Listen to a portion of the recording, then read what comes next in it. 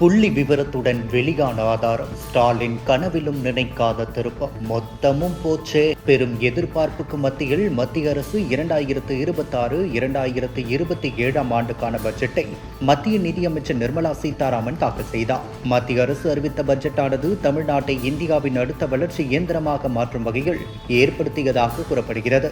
ஆனால் முதல்வர் ஸ்டாலின் மாநிலங்களுக்கான நிதி பகிர்வு 50% உயர்த்த வேண்டும் என்ற கோரிக்கை நிராகரிக்கப்பட்டுள்ளதாகவே கருதப்படுகிறது.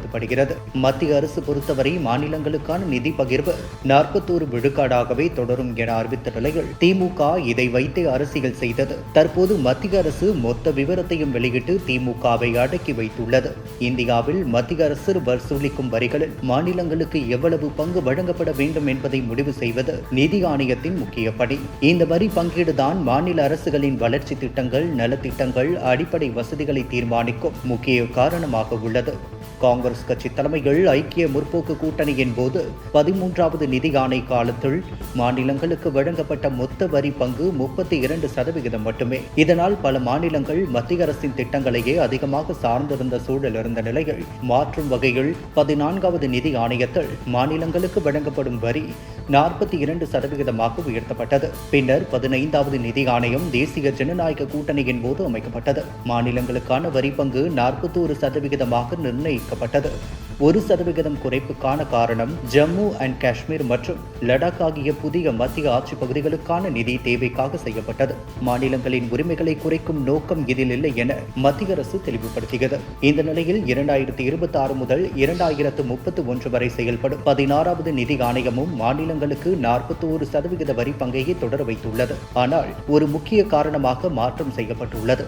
மாநிலங்கள் நாட்டின் மொத்த பொருளாதார வளர்ச்சிக்கு எவ்வளவு பங்களிக்கின்றன என்பதை காட்டும் ஜிடிபி அளவுகோல் முதல் முறையாக சேர்க்கப்பட்டுள்ளது. 16வது நிதி ஆணையத்தில் வரி வசூல் திறன், மக்கள் தொகை கட்டுப்பாடு, பொருளாதார செயல்திறன் போன்ற காரணிகளுக்கு கூடுதல் முக்கியத்துவம் வழங்கப்பட்டுள்ளது. இந்த மாற்றத்தின் மூலம் கர்நாடகா, கேரளா, குஜராத், மகாராஷ்டிரா, தமிழ்நாடு போன்ற உயர்ந்த ஜிடிபி கொண்ட மாநிலங்களுக்கு அதிக பயன் ஏற்பட்டுள்ளதாக தகவல்கள் தெரிவிக்கின்றன. குறிப்பாக தேசிய ஜிடிபியில் குறிப்பிடத்தக்க பங்களிப்பு அளிக்கும் மாநிலங்களுக்கு அவர்களின் பொருளாதார பங்களிப்புக்கு ஏற்ப நிதி பகிர்வு செய்யப்படுவது முக்கிய முன்னேற்றமாக இருக்கும் என்று கூறப்படுகிறது.